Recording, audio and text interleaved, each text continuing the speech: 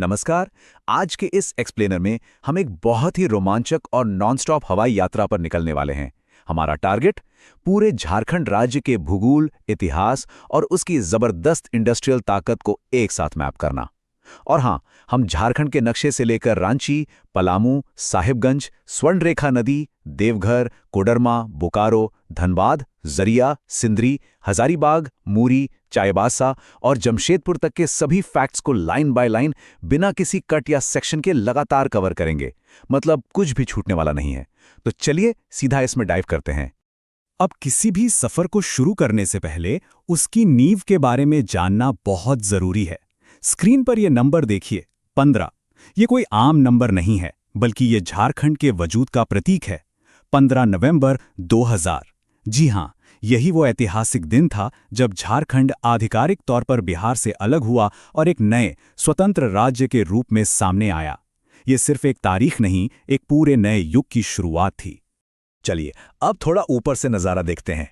Imagine कीजिए कि हम झारखंड के ठीक ऊपर उड़ रहे हैं। नीचे हमें राज्य की एक बहुत ही खास भौगोलिक बनावट दिख रही है। ये नक्शा हमें यहाँ के प्रमुख पठारों यानी प्लेटोस के दर्शन कराता है। जरा ध्यान से देखिए, ऊपर की तरफ हजारीबाग का पठार है, उसके ठीक दाईं ओर कोडरमा, नीचे की तरफ रांची का पठार, और ये जो पूरा का पूरा विशाल एरिया दिख रहा है ना, इसे छोटा नागपुर के पठार के नाम से जाना जाता है। सच कहूं तो यही वो मजबूत चट्टानी जमीन है जिस पर इस पूरे राज्य की नींव टिकी है। अब अपने इस हवाई सफर को थोड़ा और नीचे लाते हैं। इन विशाल पठारों के बीच से गुजरती हुई इन नेचुरल बाउंड्रीज पर नजर डालिए। यहां हम साफ तौर पर दामोदर और स्वर्णरेखा जैसी प्रमुख नदियों को बहते हुए देख सकते हैं, और इन नदियों को एक परफेक्ट फ्रेम में बांधती हैं यहां की शानदार पहाड़ियां। उत्तर पूर्व की ओर राजमहल की पहाड़ियां और एकदम बीचों बीच रामगढ़ की पहाड़ियां। सही मायनों में ये नदियां और पहाड़ ही झारखंड की असली जीवन रेखा हैं। अच्छा, अब तेजी से जूम इन करते हैं सीधा राजधानी रांची पर। रांची सिर्फ एक शहर नहीं है, यह अपने आप में एक जियोग्राफिकल वंडर है। पता है क्यों?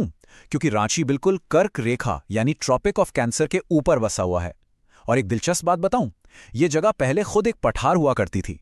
यहां का मौसम इतना सुहावना रहता है कि इसे अक्सर झारखंड का शिमला भी कह दिया जाता है। और हां, यहां स्वर्णरेखा नदी पर हुंडरू जलप्रपात भी है, जो अपनी खूबसूरती के लिए काफी मशहूर है।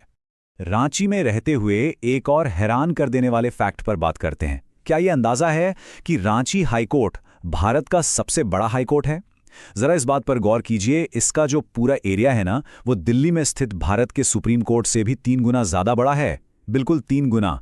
ये विशाल स्ट्रक्चर राज्य के न्याय सिस्टम की भव्यता को बहुत ही क्लियरली दिखाता है। रांची से अब हम अपनी इस नॉन स्टॉप यात्रा को थोड़ा बाहर की तरफ मोड़ते हैं। सबसे पहले चलेंगे पलामू, जहां मशहूर बेतला नेशनल पार्क है, जो सच में वाइल्ड लाइफ के लिए एक जन्नत है। और फिर वहां से सीधा उड़ान भरेंगे साहिबगंज की ओर। साहिबगंज में राजमहल की पहाड़ियां तो हैं ही, लेकिन सबसे खास बात यह है कि पूरे झारखंड में ये इकलौती ऐसी जगह है जहां से होकर पवित्र गंगा नदी बहती है। यहां एक बार फिर से स्वर्णरेखा नदी का जिक्र करना बनता है। ये नदी झारखंड के पूरे लैंडस्केप में एक कंटिन्यूअस फ्लो की तरह बहती है। इसका रास्ता और इसकी अहमियत दोनों ही पूरे राज्य के इकोसिस्टम और पानी की सप्लाई के लिए बहुत क्रूशल हैं। नाम के अनुसार ही ये सचमुच में इस राज्य के लिए एक स्वर्ण रेखा है। खैर, हमारी ये यात्रा सिर्फ पहाड़ों और नदियों तक ही सीमित नहीं है। अब हम बढ़ते हैं राज्य के स्पिरिचुअल हार्ट की तरफ, यानी देवघर। ये जगह अपने प्राचीन और बेहद पवित्र वैद्यनाथ मंदिर के लिए पूरी दुनिया में जानी जाती है।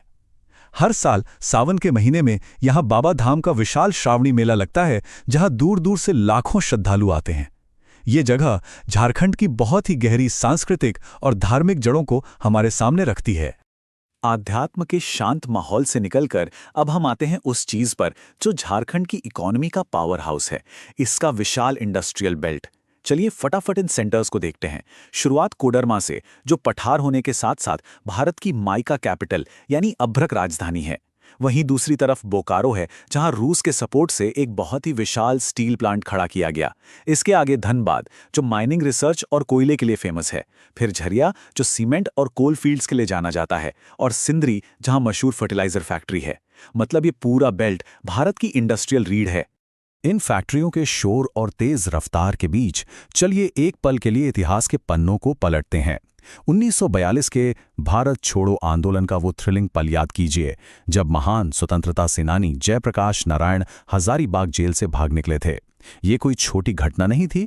इससे पता चलता है कि इस जमीन के नीचे सिर्फ खलिजी नहीं दबे हैं, बल्कि बगावत और आज़ादी की एक बहुत तेज आग भी यहां हमेशा से मौजूद रही है। इस हिस्टोरिकल स्टॉप के बाद हम अपना मोमेंटम बनाए रखते हैं और मुरी की ओर बढ़ते हैं। मुरी राज्य का एक और बहुत ही इंपॉर्टेंट इंडस्ट्रियल एरिया है। इसके तुरंत बाद हम पहुंचते हैं चाईबासा। चाईबासा पश्चिमी सिंहभूम जिले का हेडक्वार्टर है और खास तौर पर अपने सीमेंट उद्योग के लिए ये पूरे देश में अपनी एक अलग पहचान रखता है। और अब हम आ पहुंचे हैं इस सफर के सबसे डेंस और सबसे हैवी ड्यूटी इंडस्ट्रियल हब में, जमशेदपुर। ये पूर्वी सिंहभूम जिले का हेडक्वार्टर है। जमशेदपुर लोहा और तांबा बनाने के लिए तो फेमस है ही, लेकिन जो चीज़ इसे रणनीतिक तौर पर यानी स्ट्रेटेजिकली सबसे ज़्यादा क्रिटिकल बनाती है वो है यहाँ की जादूगोड़ा यूरेनियम खदान। जी हाँ, यूरेनियम। ये भारत के न्यूक्लियर एनर्जी प्रोग्राम के लिए एक बहुत ही वाइटल सेंटर है। वैसे जमशेदपुर की बात करते हुए एक बड़ी ही मज़ेदार बात बताता हूँ। इस शहर की दो अलग अलग पहचानें।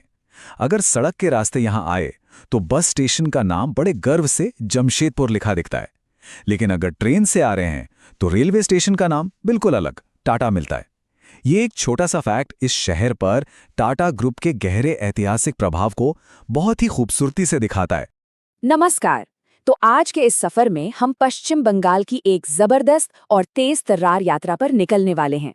बिना किसी ठहराव के हम इस राज्य की अविश्वसनीय विविधता, इसके दिलचस्प भूगोल और गहरी सांस्कृतिक जड़ों का एक तरह से सिनेमाई अनुभव करेंगे। उत्तर की शानदार पहाड़ियों से लेकर दक्षिण में बहते सागर तक हर एक तथ्य को बारीकी से डिकोड करेंगे। तो चलिए बिना देर किए सीधे शुरू करते हैं। अगर हम इस राज्य के एकदम उत्तरी हिस्से पर नजर डालें तो आप देखेंगे कि इसकी बनावट रणनीतिक रूप से कितनी अहम और अपने आप में एकदम अलग है। पश्चिम बंगाल का ये उत्तरी सिरा राज्य के पूरे भौगोलिक ढांचे को समझने के लिए एक बहुत ही शानदार आधार तैयार करता है। और इस उत्तरी हिस्से में जो सबसे चौंकाने वाली बात है वो है महज 22 किलोमीटर की चौड़ाई। जी हाँ, आपने बिल्कुल सही सुना, ये वो मशहूर और बेहद संकरा चिकन नेक इलाका है।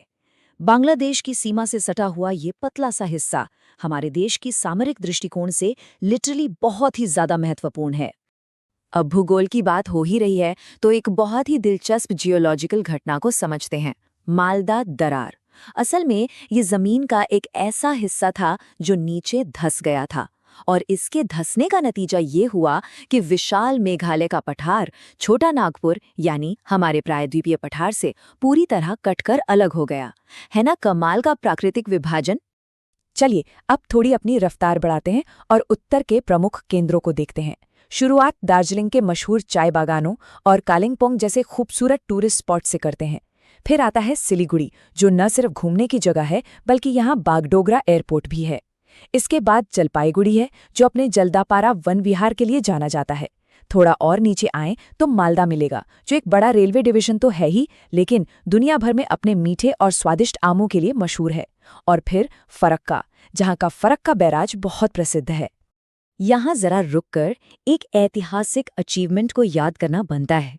दार्जिलिंग की चाय सिर्फ सुबह की शुरुआत नहीं है, ये भारत का सबसे पहला जीआई टैग पाने वाला प्रोडक्ट है। ग्लोबल लेवल पर भारतीय प्रोडक्ट्स के लिए ये सच में एक बहुत बड़ा गेम चेंजर और मील का पत्थर था। अब थोड़ा संस्कृति और शिक्षा की ओर मुड़ते हैं, जहां रविंद्रनाथ टैगोर जी की विरासत सबसे ऊपर है। 1901 में टैगोर जी ने शांति निकेतन की नींव रखी थी, और आज की तारीख में उसी शांति निकेतन में उनके द्वारा स्थापित विश्व भारती विश्वविद्यालय को यूनेस्को ने दुनिया की पहली लिविंग हेरिटेज यूनिवर्सिटी का दर्जा दिया है। एक सदी से भी लंबी ये यात्रा वाकई बहुत गौरवशाली है। चलिए अब सीधे एंट्री लेते हैं पश्चिम बंगाल के इंडस्ट्रियल हब में। मुर्शिदाबाद अपने बेहतरीन सूती वस्त्र उद्योग के लिए जाना जाता है। चितरंजन में रेल के इंजनों का विशाल कारखाना है।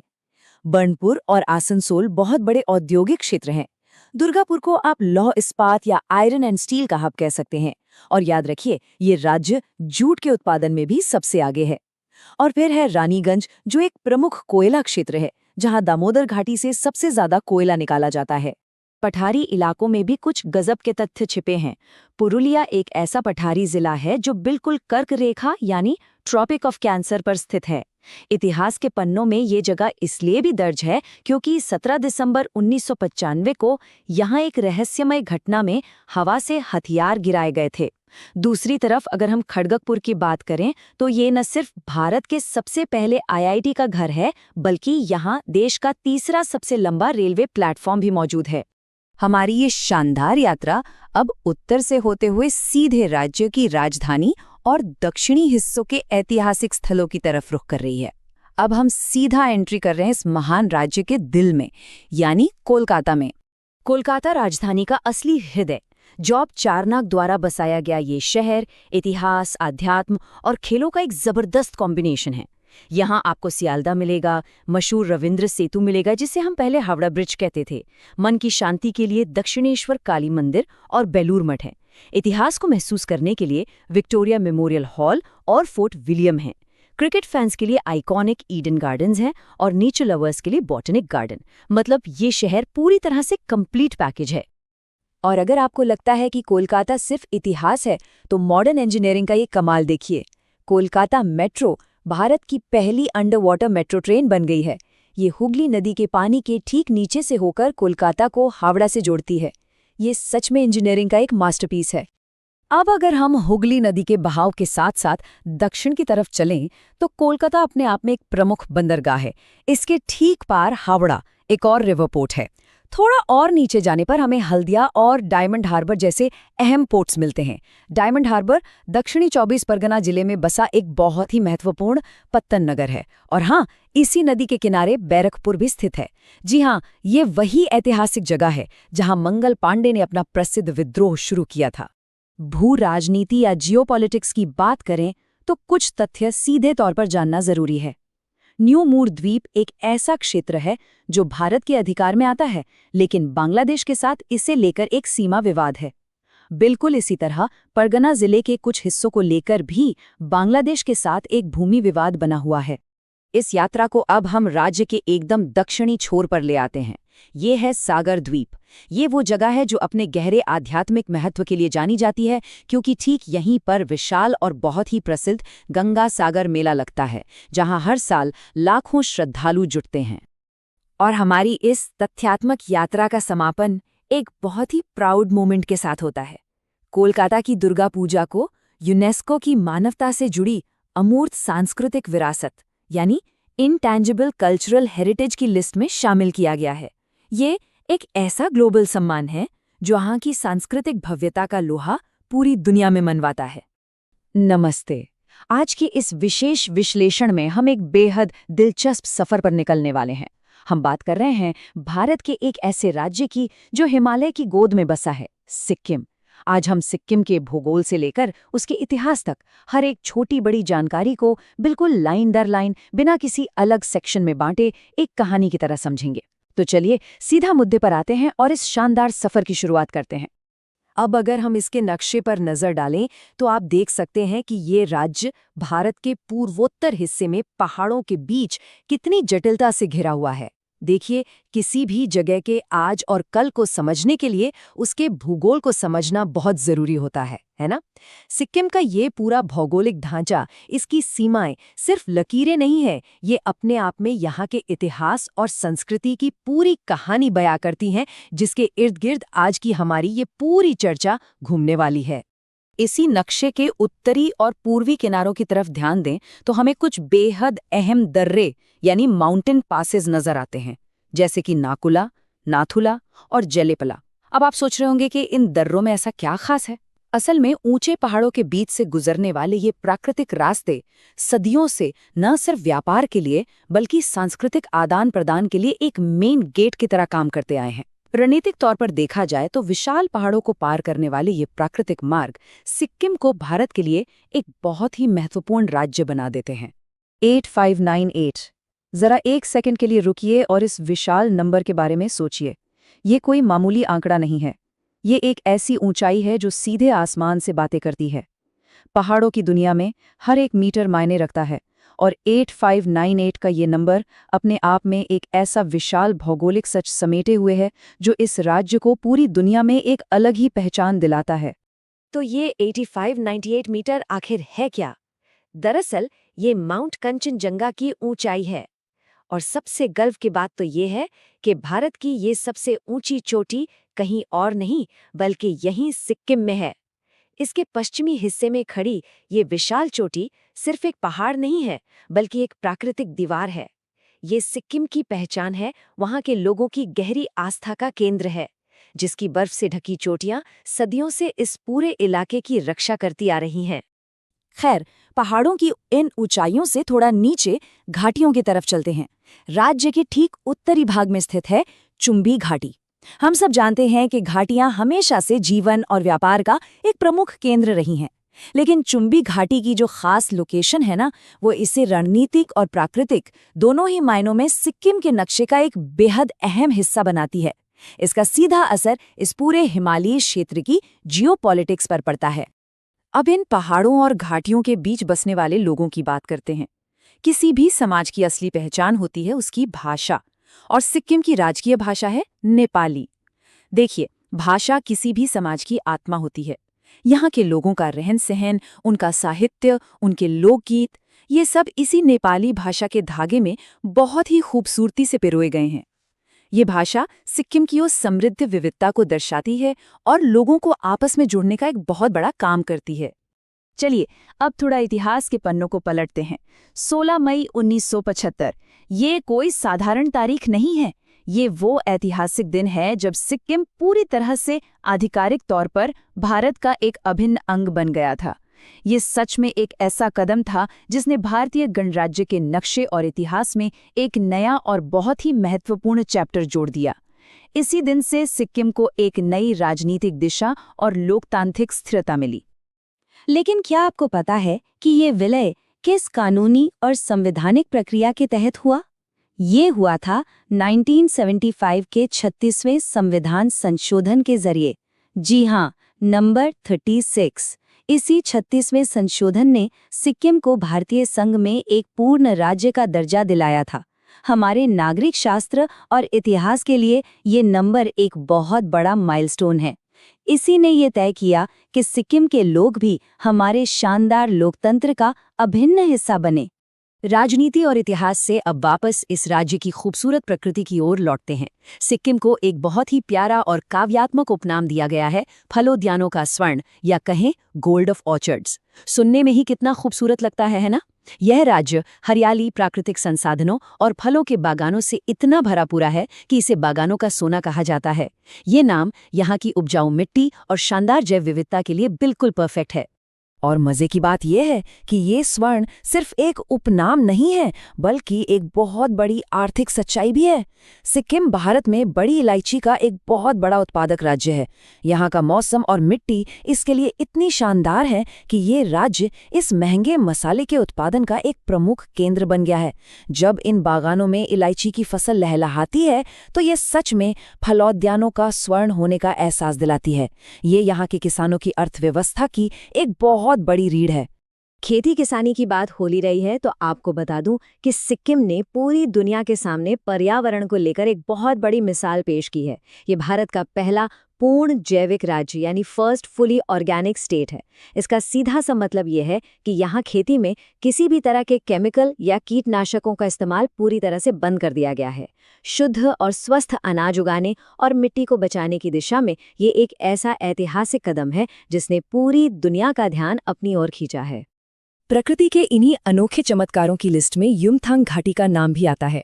ये जगह अपने हॉट स्प्रिंग्स यानी गर्म पानी के प्राकृतिक झरनों के लिए बहुत मशहूर है। जरा सोचिए, चारों तरफ ठंडे और बर्फीले पहाड़ और बीच में खौलता हुआ गर्म पानी का प्राकृतिक झरना। ये जियोथर्मल एनर्जी का एक अद्भुत नज़ारा है। और हाँ, अपने औषधीय गुणों के कारण ये जगह दुनिया भर के प्रकृति प्रेमियों को अपनी ओर खींचती है। इतनी शानदार प्राकृतिक सुंदरता और भौगोलिक एकांत के बावजूद ऐसा नहीं है कि सिक्किम दुनिया से कटा हुआ है।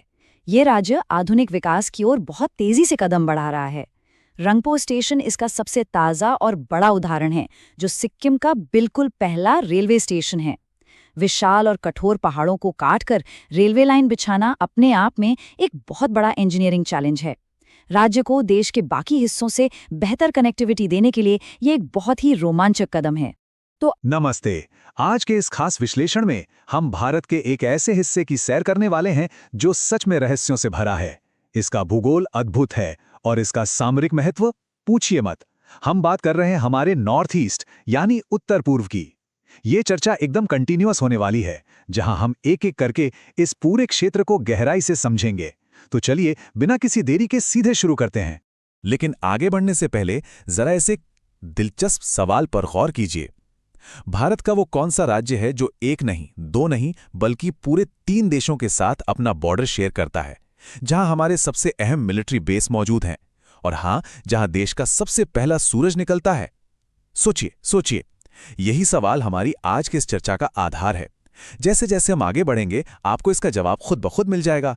अब अगर हम पूरे नॉर्थ ईस्ट को एक बड़े नजरिए से देखें तो इसकी पूरी धुरी उन राज्यों पर टिकी है जिन्हें हम 7 सिस्टर्स या 7 बहनें कहते हैं। आपने नाम तो सुने ही होंगे: अरुणाचल प्रदेश, असम, नागालैंड, मणिपुर, मिजोरम, त्रिपुरा और मेघालय। यह पूरा का पूरा इलाका सिर्फ अपनी संस्कृति के लिए ही नहीं, बल्कि अपने एकदम अलग और अनोखे भूगोल के लिए भी जाना जाता है। अब एक नंबर पे ध्यान दीजिए, 3.7%। ये सिर्फ कोई रैंडम आंकड़ा नहीं है। दरअसल ये 7 राज्य मिलकर भारत के कुल एरिया का ठीक 3.7% हिस्सा कवर करते हैं। सुनने में शायद आपको लगे कि अरे तो बहुत छोटा सा हिस्सा है, राइट? लेकिन यकीन मानिए, देश की सुरक्षा, हमारी बायोडाइवर्सिटी और सांस्कृतिक विरासत के मामले में इस छोटे से हिस्से का रोल बहुत बहुत बड़ा है। और सबसे चौंकाने वाली बात क्या है पता है? ये पूरा का पूरा विशाल इलाका बाकी के भारत से सिर्फ एक बहुत ही पतले से रास्ते से जुड़ता है। इसे हम चिकन नेक कॉरिडोर कहते हैं। ये इलाका पूरी तरह से घने जंगलों से घिरा हुआ है और इसकी भौगोलिक बनावट काफी पेचीदा है। इसी घनेपन और जटिलता की वजह से दुर्भाग्य से यहाँ कुछ उग्रवादी संगठनों की मौजूदगी भी देखी गई है, जो इस इलाके को और भी ज्यादा संवेदनशील बना देता है। अच्छा, आगे बढ़ने से पहले मैं एक बहुत ही कॉमन कंफ्यूजन दूर करना चाहता हूं। कई बार जब हम नॉर्थ ईस्ट की बात करते हैं तो लोग गलती से सिक्किम को भी इन 7 सिस्टर्स का हिस्सा मान लेते हैं, पर असल में ऐसा बिल्कुल नहीं है। सिक्किम पूरी तरह से एक अलग राज्य है और वो इन 7 बहनों के ग्रुप में नहीं आता। ये एक ऐसा फैक्ट है जो हमें हमेशा याद रखना चाहिए। खैर, अब हम अपना पूरा फोकस शिफ्ट करते हैं 7 सिस्टर्स के सबसे खास और दिलचस्प राज्यों में से एक अरुणाचल प्रदेश पर। यह भारत का सबसे पूर्वी राज्य है और क्योंकि ये बिल्कुल ईस्ट में है, इसीलिए देश का सबसे पहला सूर्योदय यहीं होता है। अगर स्ट्रैटेजी के नजरिए से देखें तो ये राज्य 3 अलग-अलग देशों के साथ अपना बॉर्डर शेयर करता है: चीन, भूटान और म्यांमार। ये ट्राई जंक्शन इसे सच में बेहद महत्वपूर्ण बना देता है। अब इसके अंदरूनी भूगोल को समझने से पहले थोड़ा सा इतिहास खंगालना जरूरी है। क्या आपको पता है इसका पुराना नाम क्या था? इतिहास के पन्नों में इसे नेफा यानी नॉर्थ ईस्ट फ्रंटियर एजेंसी के नाम से जाना जाता था। ये पुराना नाम हमें याद दिलाता है कि इस इलाके का एडमिनिस्ट्रेशन कैसे डेवलप हुआ और क्यों इसे हमेशा से एक फ्रंटियर यानी सीमांत इलाके के रूप में देखा गया है। अगर हम यहाँ की भौगोलिक बनावट की बात करें तो उत्तर से दक्षिण और पूर्व से पश्चिम तक डफला, मिरी, अबोर और मिसमी जैसी विशाल पहाड़ियाँ फैली हुई हैं। और ये पहाड़ियाँ सिर्फ दिखने में ही खूबसूरत नहीं हैं, बल्कि ये यहाँ के पूरे मौसम, मॉनसून के पैटर्न और यहाँ तक कि लोगों की रोज़मर्रा की ज़िंदगी को भी पूरी तरह से कंट्रोल करती हैं। पर रुकिए, ये पहाड़ियाँ सिर्फ अपनी प्राकृतिक सुंदरता तक ही सीमित नहीं हैं। इनमें से अबोर और डफला की पहाड़ियाँ अपने शानदार चाय उत्पादन के लिए बहुत मशहूर हैं। जी हाँ, चाय। ये बात साफ तौर पर दिखाती है कि ये इलाका सिर्फ आर्मी या स्ट्रैटेजी के लिए ही नहीं, बल्कि हमारी इकोनॉमी, खेती और व्यापार के लिए भी अपना एक बहुत बड़ा योगदान देता है। पहाड़ियों के बाद अब उन पतले रास्तों की बात करते हैं जो इन ऊंचे पहाड़ों के बीच से गुजरते हैं, जिन्हें हम दर्रे या पासेस कहते हैं। बोमडिला, यांग्याप और दिफू जैसे प्रमुख दर्रे सदियों से व्यापार और लोगों के आने जाने का मुख्य रास्ता रहे हैं। और अगर आज के परिप्रेक्ष्य में बात करें तो सेना की तुरंत मूवमेंट और बॉर्डर की सुरक्षा के लिए इन दर्रों की अहमियत और भी ज्यादा बढ़ जाती है। तो अब सवाल आता है कि इस पूरे पहाड़ी राज्य में सबसे ऊंचा पॉइंट आखिर है कौन सा? तो जवाब है माउंट गोरी चेन। ये इस पूरे इलाके की सबसे ऊंची चोटी है। एक तरफ इतने घने जंगल और दूसरी तरफ ये आसमान छूती ऊंचाई। ये चीजें मिलकर अरुणाचल प्रदेश की टोपोग्राफी को काफी दुर्गम और चैलेंजिंग बना देती हैं। चलिए पहाड़ों की ऊंचाई से थोड़ा नीचे आते हैं और बात करते हैं उन लोगों की जो यहाँ रहते हैं। यहाँ की इकोनॉमी की असली धड़कन है ज़ूम खेती। ये एक बहुत ही पुरानी पारंपरिक खेती का तरीका है। इसमें होता यह है कि जमीन के एक हिस्से को साफ करके वहां कुछ वक्त के लिए खेती की जाती है और यहाँ के ज्यादातर स्थानीय लोग अपनी रोजी रोटी के लिए पूरी तरह से इसी ज़ूम खेती पर निर्भर हैं। अगर हम यहाँ की संस्कृति और इतिहास को देखें तो राज्य की राजधानी ईटानगर का एक बड़ा ही अद्भुत पौराणिक कनेक्शन है। ऐसा माना जाता है कि इस शहर का सीधा संबंध भगवान कृष्ण की रानी रुक्मिणी जी से है ना दिलचस्प? ये वो ऐतिहासिक और सांस्कृतिक धागा है जो इतने दूर बसे एक सीमांत इलाके को भारत की गहरी सांस्कृतिक जड़ों से मजबूती से जोड़ कर रखता है। अब थोड़ा सा जियोपॉलिटिक्स की बात कर लेते हैं। अगर हम 1962 की ऐतिहासिक कमजोरियों की तुलना आज की हमारी आधुनिक हवाई रक्षा क्षमताओं से करें ना, तो आपको एक जमीन आसमान का फर्क दिखेगा। ये जानना बहुत जरूरी है कि अतीत की उन गंभीर चुनौतियों से हमने क्या सीखा और आज अपने प्रेजेंट को हमने कितना ज्यादा मजबूत बना लिया है। इतिहास का एक बहुत ही कड़वा सच ये है कि 1962 में चीन ने तवांग पर कब्जा कर लिया था। वो सच में एक बहुत बड़ा झटका था। लेकिन आज तस्वीर बिल्कुल बदल चुकी है। आज हमारे पास अमीनी, पासीघाट और तेजू में इंडियन एयरफोर्स के बेहद मजबूत और आधुनिक बेस मौजूद हैं। ये एयरबेस चीख कर बता रहे हैं कि इस इलाके की सुरक्षा को सुनिश्चित करने के लिए कितने ठोस कदम उठाए गए हैं। मिलिट्री और एयर डिफेंस से एक कदम और आगे बढ़ते हैं और नजर डालते हैं जमीन पर हो रहे आधुनिक विकास पर। यहाँ बड़े पैमाने पर इंफ्रास्ट्रक्चर प्रोजेक्ट्स चल रहे हैं जो इस दूर-दराज के फ्रंटियर को तेजी से मॉडर्न बना रहे हैं। मुश्किल से मुश्किल इलाकों को सड़कों और पुलों से जोड़ने का ये काम सच में एक अभूतपूर्व स्पीड से चल रहा है। इस डेवलपमेंट का स्केल कितना बड़ा है ये सिर्फ एक नंबर से समझिए। 12.04 किलोमीटर ये लंबाई है सेला सुरंग की। पश्चिम कामेंग जिले के तवांग से लेकर असम के तेजपुर तक जाने वाली ये कोई आम सुरंग नहीं है। ये दुनिया की सबसे लंबी बाईलेन यानी 2 लेन वाली सड़क सुरंग है। सोचिए, अब चाहे मौसम कितना भी खराब क्यों ना हो, सेना हो या आम नागरिक, सबको एकदम बेहतरीन कनेक्टिविटी मिलेगी। और इसी इंफ्रास्ट्रक्चर का एक और सबसे बड़ा मास्टरपीस है ढोला सादिया पुल। लोहित नदी पर बना यह विशालकाय पुल हमारे महान संगीतकार भूपेन हजारिका जी के नाम पर भूपेन हजारिका पुल भी कहलाता है। ये पुल असम और अरुणाचल प्रदेश के बीच की दूरियों को तो कम करता ही है, साथ ही ट्रैवल टाइम भी बहुत बचाता है। जाहिर सी बात है, ये हमारी इकोनॉमी और नेशनल सिक्योरिटी दोनों के लिए एक बहुत बड़ा गेम चेंजर है। चलिए, इस एक्सप्लेनर में एक ऐसी यात्रा पर चलते हैं जो सीधे भारत के पूर्वोत्तर यानी नॉर्थ ईस्ट के बिल्कुल दिल में उतरती है। हम एकदम उत्तर से शुरू करके धीरे धीरे दक्षिण की तरफ बढ़ेंगे। मेरा यकीन मानिए, इन खूबसूरत और अनोखी जगहों के बारे में हमारी समझ पूरी तरह से रोशन होने वाली है। तो बिना किसी देरी के शुरू करते हैं। आखिर इन ऊंची ऊंची चोटियों और तैरते हुए, जी हाँ बिल्कुल सही सुना, तैरते हुए राष्ट्रीय उद्यानों के बीच ऐसे कौन से भौगोलिक और सांस्कृतिक रहस्य छिपे हैं? यही तो हमें इस सफर में जानना है। इस एक बड़े सवाल के साथ आइए इन राज्यों की ज्योग्राफी और कल्चर के एक एक बिंदु को गहराई से समझते हैं। हमारा पहला पड़ाव है नागालैंड, जिसे हम ऊंची चोटियों और बेहतरीन परंपराओं का घर कह सकते हैं।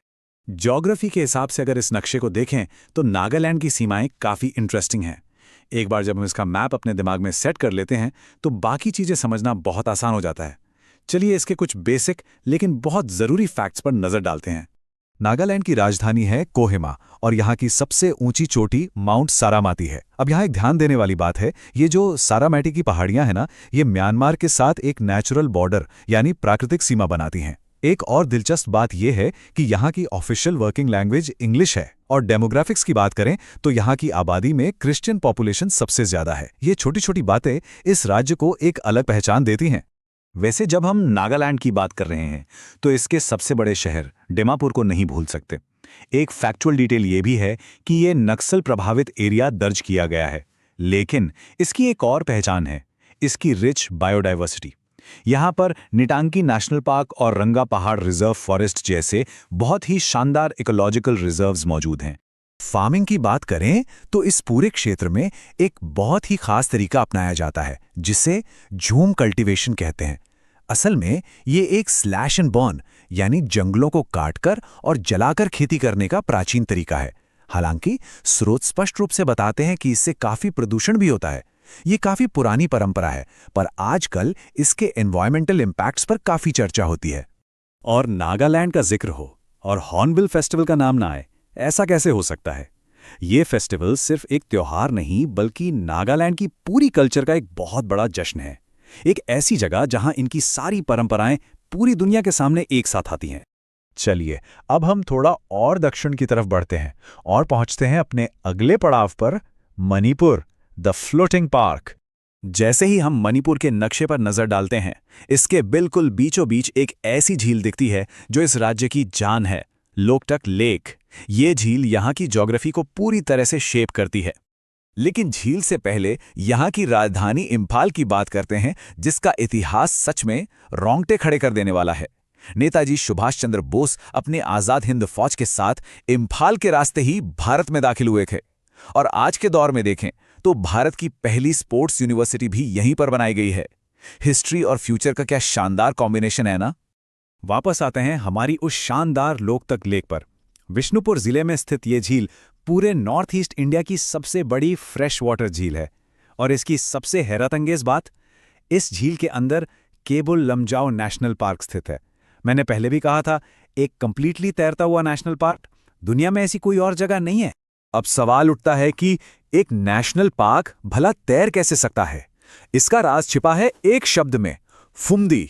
फुमदी दरअसल झील पर तैरते हुए मिट्टी, घास और वनस्पति के गोले या फ्लोटिंग गार्डन्स होते हैं।